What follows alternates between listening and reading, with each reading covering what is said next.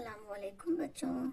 آج ہم رنگین تصاویر کی مدد سے حروف تہجی پڑھیں گے۔ الف سے انار، بے سے بندر، پے سے پتنگ، تے سے تتلی، ٹے سے ٹماٹر، سے ثمر، جیم سے جہاز، چیم سے چوہا، ہائے سے حقہ، خائے سے خرگوش،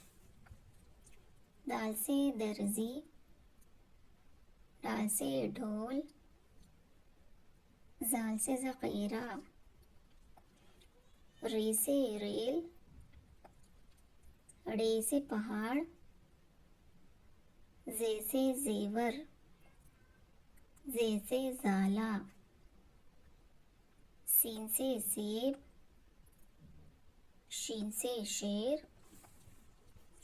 صاد سے صراحی، ضاد سے ضعیف، طاء سے طوطا،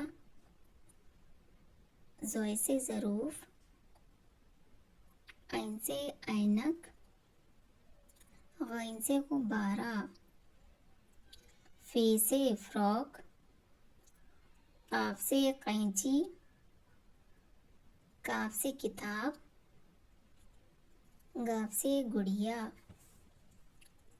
لام سے لیمو، میم سے مچھلی، نون سے نل، ہے سے ہاتھی،